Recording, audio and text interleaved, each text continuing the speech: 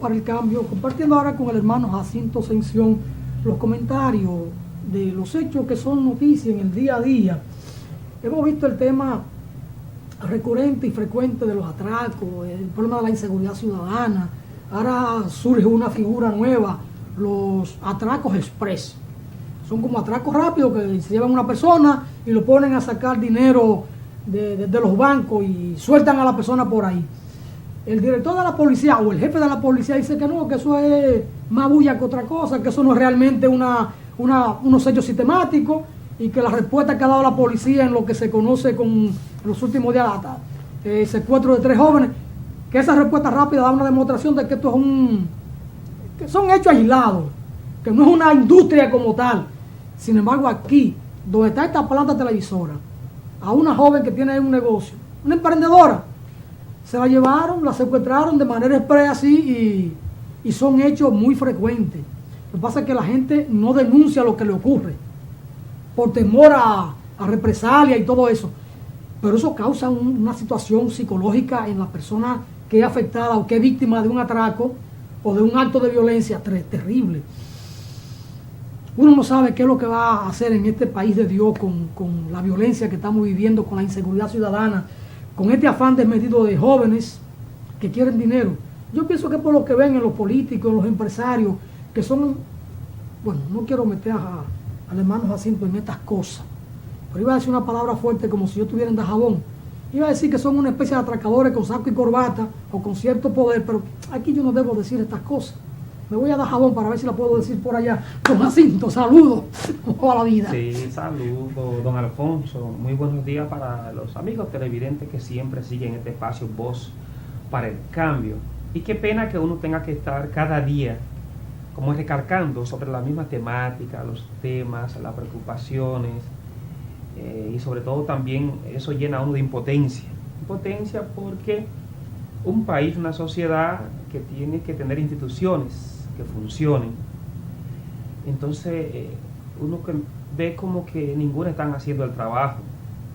Y sobre todo ver esa parte negativa de querer minimizar uno de los grandes problemas que tenemos en nuestro país. Y de hecho las encuestas, cada vez que preguntan a la población, a los dominicanos encuestados, que cuál es el principal problema que tiene el país, y el tema de la inseguridad es el principal. ¿Y por qué la inseguridad? Porque va mucho más allá de que la gente no tenga techo, de que la gente llegue a una vejez y no tenga una pensión, de que la gente termine su vida con una enfermedad catastrófica y el Estado no le pueda socorrer. Pero sobre todo, para mí, que está afectando a cada dominicano y dominicana, es que la gente no quiere salir de su casa porque está inseguro. Entonces, cuando uno se siente inseguro, imagínense, eso afecta a nivel emocional, psicológico, paranoia. Y entonces dice la policía, y escuchándolo yo en declaraciones, minimizando eso, como si eso fueran casos aislados. Ahora, cuando uno lee las noticias, cuando uno escucha a las personas que viven en barrios, en sectores, entonces uno se da cuenta que el tema de los atracos en este país va en aumento cada día. Y cambiando las modalidades, porque esta modalidad de atraco express o secuestro express, fíjense que nosotros estamos desde esa ventana abierta de posibilidades como país, de todo lo que es la transculturación, de todo el aprendizaje que tenemos en los medios de comunicación, en las novelas, lo que pasa en Venezuela, lo que pasa en México, lo que pasa en Colombia y otros países, que nosotros no estamos ajenos a eso. Son cosas que se están replicando acá. Y muchas veces, inclusive, con la componenda y el apoyo, muchas veces de las autoridades.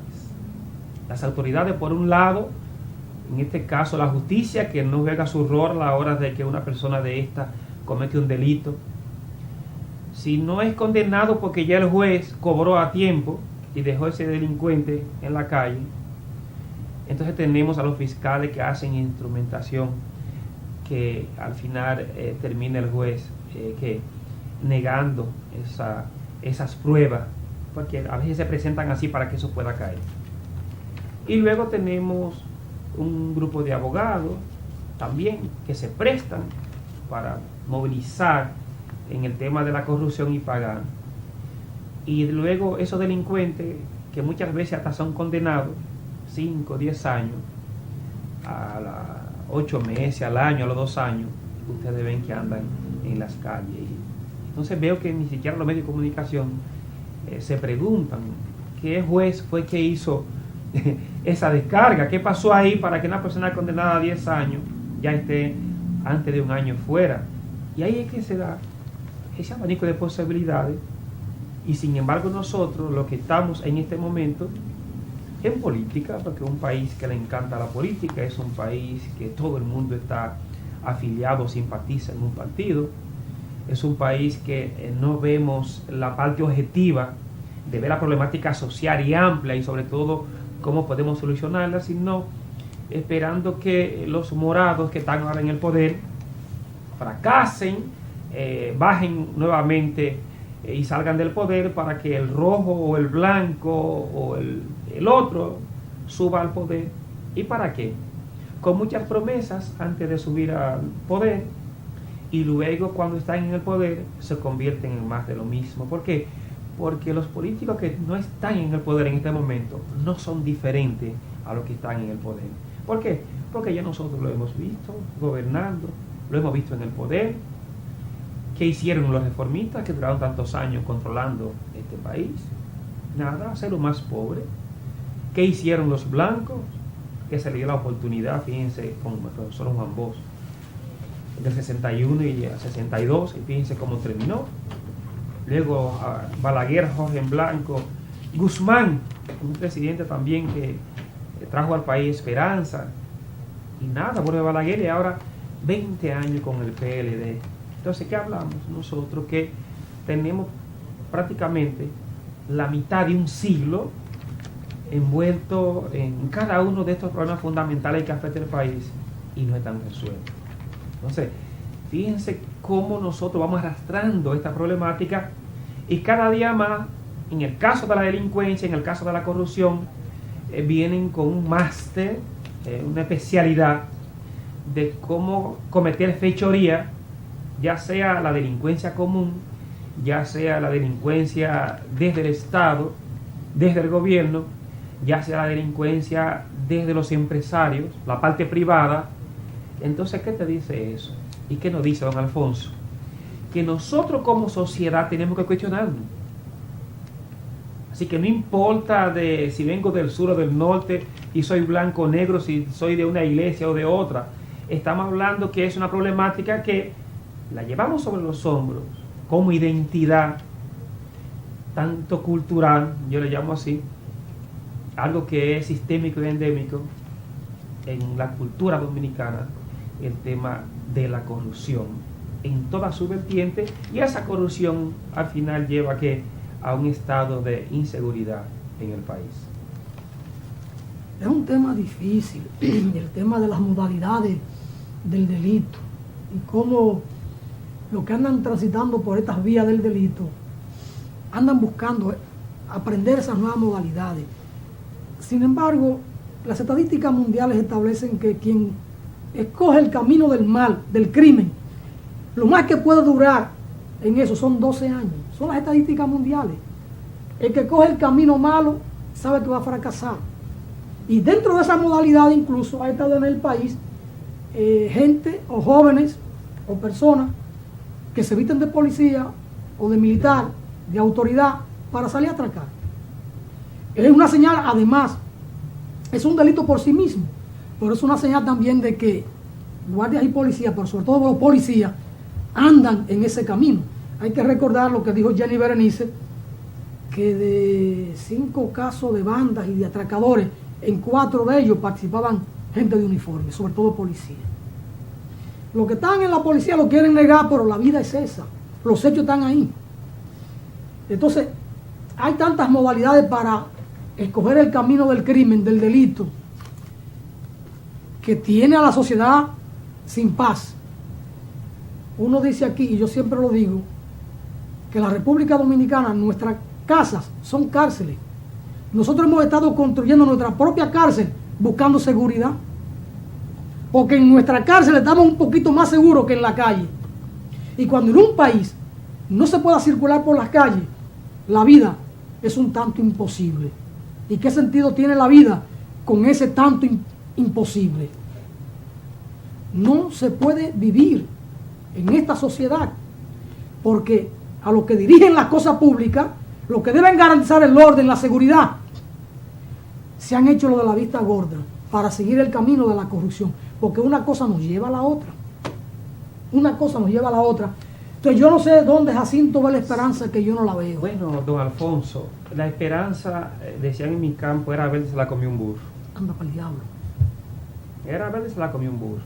Yo me pregunto y le pregunto a usted y a los amigos televidentes, ¿qué está haciendo la sociedad civil en este momento? Yo cojo una frase, una palabra de la, creo que la segunda palabra en el Jueves Santo, de la iglesia. Un sacerdote, un jesuita. ¿Del jueves o el viernes santo? Del Jueves Santo. Las 7 palabras es el domingo de resurrección. No, las 7 palabras se hace siempre ¿El viernes santo? No, el jueves, sí. Ah, es el jueves. Sí. El fin es que ese sacerdote, que era la segunda palabra, él decía, sí, una preocupación por el tema del 4%.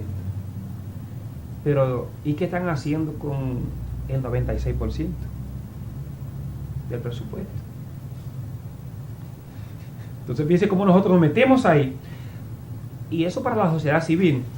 Menos participación, porque muchas veces de la sociedad civil se pronuncia a través de las ONG, que son financiadas por organismos internacionales que tienen una agenda, una propuesta, que al final no va a favor de la minoría o de los más pobres, no va a favor de crear un estado de democracia, sino una agenda que se tiene en toda América Latina, y así hay que defenderla. Ya el tema de la Marcha Verde, ya eso pasó, póngalo ahí, pasó a la historia. La interrogante de la segunda palabra me arrastra una inquietud. Sí. Lo del 4%, y la sociedad no se pregunta, según el sacerdote, Ajá. ¿qué ocurre con el otro 96%? Exacto. Pero ni siquiera sabemos lo que ocurre con el propio 4%. Exacto. Entonces, que no sabemos qué se hace con el 100% del presupuesto que tenemos en el país. Eso no es tema ni es problema para la sociedad. Y lo que vemos, y voy ahí, que tú le estás corriendo, no sé, a los dirigentes de las ONG, y más del tema de la Marcha Verde, usted nos está fijando que la mayoría de esas cabecillas están ahora postulándose en partidos, inclusive hasta con el mismo gobierno o otra fuerza que tiene posibilidad de subir el poder. Y ya, el discurso cayó, ahora es un discurso más particular, más un discurso de un protagonismo personal, más un discurso de cara a las elecciones que vienen próximamente y que ellos pueden aprovechar esa coyuntura.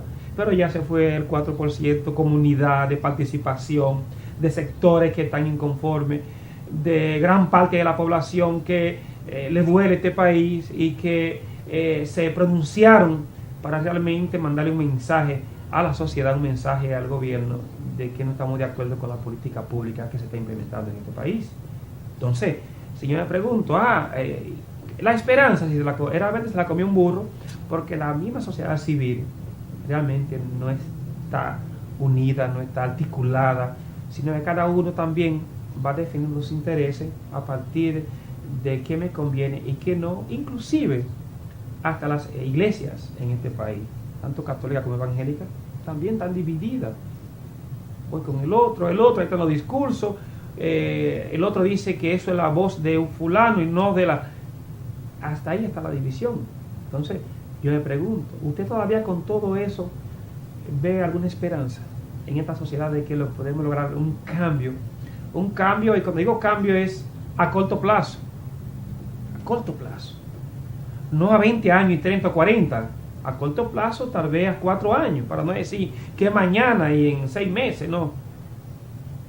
Usted ve un cambio, usted ve una posibilidad a corto plazo, a 4 años, aquí en este país, a partir de eso que estamos analizando, porque sentarse aquí todos los días, levantarse, usted que se levanta a las 5 de la mañana, revisar los periódicos, ver la noticia, preparar luego desde ahí una reflexión, entonces, dígame, vale la pena seguir vociferando, vale la pena aquí seguir articulando y que la gente que está ahí, que está esperando las reflexiones que hacemos acá, de venir aquí cada día y al final cuando salimos a la calle vemos que nuestra sociedad se va perdiendo y que las instituciones y las autoridades tienen que la vista gorda, porque en estos días se han estado publicando los hijos de los funcionarios, todo el tema de nepotismo que hay en este país, ve los funcionarios nombrados, y no solamente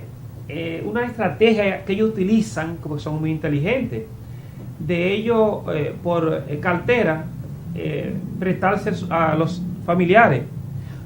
Tú me nombras lo mío allá y yo te nombro lo mío acá. Sino que inclusive dentro de la misma dependencia que un incumbente está dirigiendo, tiene una familia trabajando con él. Y ahí salió inclusive, lo presentó Nuria ahora, aunque ha estado en las redes sociales escuchando todo lo que se está dando en este nepotismo, en este gobierno que no es nuevo. También lo hemos tenido en el blanco, en el rojo. Entonces, ¿de qué democracia estamos hablando? ¿De qué constitución estamos hablando? ¿De qué sociedad civil estamos hablando? ¿De qué legisladores estamos hablando? ¿De qué justicia estamos hablando? Y usted quiere decir que podemos hablar de esperanza. No sé, le dejo a usted que me convenza con eso. Pues, vale. Yo no me lo esperaba, pero el hombre vino con un tono un tanto apagado, un tanto pesimista. Yo pienso que hay esperanza. Yo pienso que hay esperanza.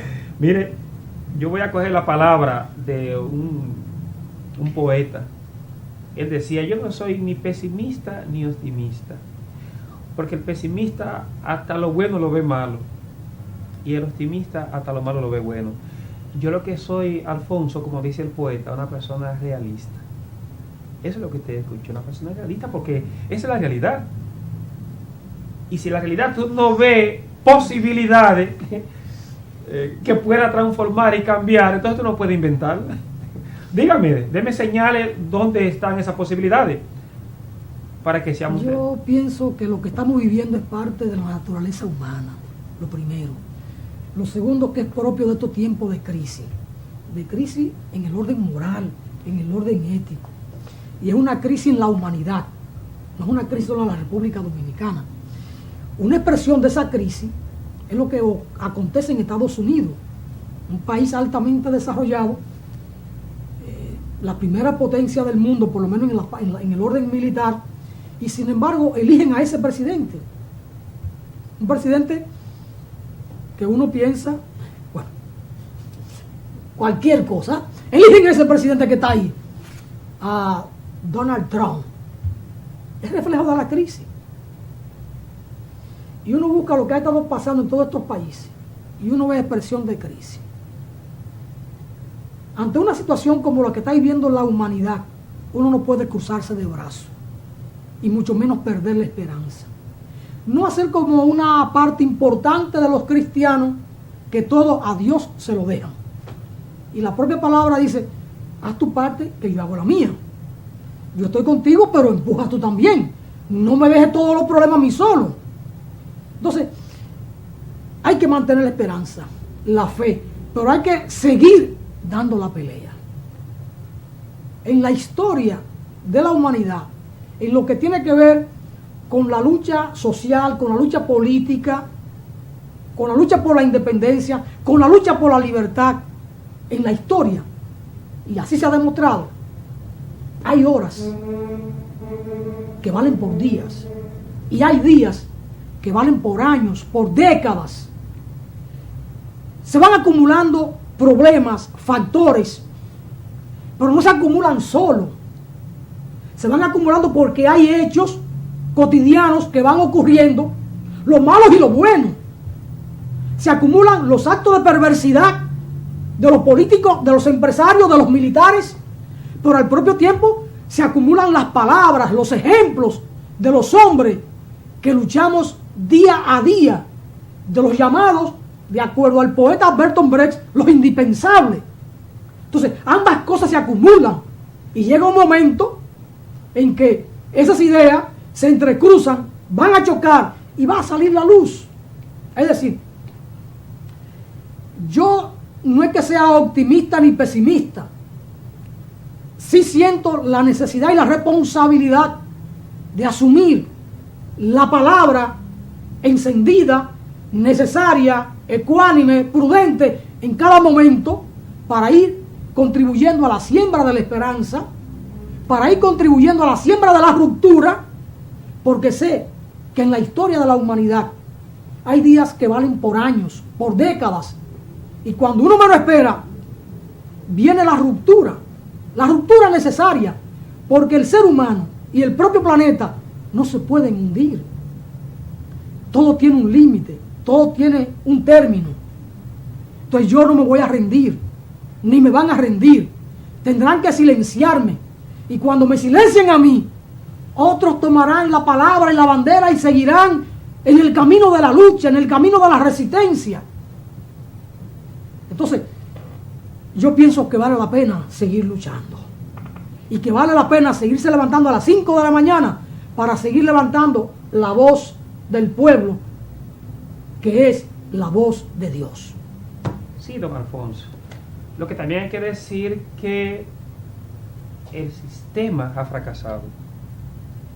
El sistema neoliberal ha fracasado, donde impera el capital que no tiene rostro humano, donde ese sistema lo que ha hecho es hacer una revolución en detrimento de la humanidad, en detrimento de las familias, tener que emigrar del campo a la ciudad, de la ciudad hacia otros países, dividiendo familias.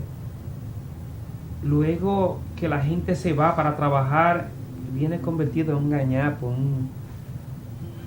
para dedicarse a su casa, a ver lo que ahorró en medicamentos. O fracasados que todos los meses nos mandan en un avión cerca de 80 y 100 personas solamente de Estados Unidos, y luego el Estado no sabe cómo lidiar con esas personas. Por eso vimos que vienen deportados por crímenes y delitos en esos países, son los que luego también atracan a aquellas personas que tienen su trabajo, a aquellas personas que vienen a pasarse las vacaciones acá, que luego a partir de eso ni quieren volver al país. Ese sistema neoliberal, capitalista, inhumano, es que ha movido al campesino que venga a la ciudad a estar conchando en un motor, y luego tiene que cuidarse porque él le matan, lo atracan para quitarle ese motor. Ese sistema neoliberal es el que nos ha arropado con esta violencia que todos sentimos, ya que indirectamente, porque le ha tocado a alguien cercano, o directamente, porque andamos por ahí con miedo. Entonces, hay que decir que fracasó. Y si fracasó el sistema neoliberal, entonces, ¿por qué no sentarse en la mesa del diálogo? Al final, yo sé que es difícil sentarse porque, dígame a ver, ¿a quién le responden los políticos? ¿Es al sistema? ¿Es al capital, que es quien quita y pone? ¿Qué es lo que más mueve dinero en este mundo? Son las armas, es la droga, son los anticonceptivos y la pastilla y todo eso. Es el tema de ¿qué? De la salud. Fíjense, usted va a una farmacia y eso es fila y fila. La gente lo que está comprando medicamentos. Eso es lo que está moviendo los grandes capitales en este momento. ¿Y a quiénes favorecen? Entonces se provoca este sistema, pero esa minoría que es la que domina el mundo es la que se beneficia. Entonces el sistema fracasó y punto. ¿Okay? Mañana, olvídese, okay, hay que soñar, hay que pensar, porque mientras estemos vivos y respiremos, entonces es posible. Pero mañana vendremos aquí con la misma problemática, con otros temas, tal vez que pasó en un sitio, en el otro, pero al final es lo mismo. es lo mismo y seguirá siendo lo mismo. ¿Por qué? Porque no vemos realmente intención, voluntad de que esto realmente se pueda cambiar por parte de las personas, de las autoridades que están para eso. Ahora, no es que dirá, es que yo soy pesimista. No, yo soy realista. Ahora, vamos a seguir con el discurso, con el diálogo, con las reflexiones, que por lo menos hay personas que están interesadas y que siempre estarán escuchando, porque eso también implica y nos dice a nosotros y a ellos que a nosotros nos interesa lo que está pasando en el mundo y lo que está pasando en el país. Es tiempo de ir a la pausa, pero yo pienso que el sistema neoliberal no ha fracasado. Esa es su naturaleza. Y usted lo ha dicho, un capitalismo voraz, inhumano, no ha fracasado, ellos han triunfado. Porque esa es su naturaleza. La naturaleza del sistema neoliberal es que ellos prometieron, no es el ser humano. Prometieron crear mejores condiciones. Vamos a ver la promesa. Prometieron crear mejores condiciones a la humanidad. Y está en la base hecha para eso. Está la base porque ahora mismo se ha producido en los últimos 20 años más de lo que se producía anteriormente. Y podríamos estar en la casa sentados, tal vez trabajando cada uno 5 horas. Y ese 40% que tenemos de desempleo en el país y mundial, es posible que cada uno estuviera trabajando y produciendo, pero al final no le interesa tener ese caos y de ahí entonces que mantenernos sujetos como esclavos a merced de ellos para el tema del consumo. Usted lo ha dicho, no le interesa porque su naturaleza es la acumulación.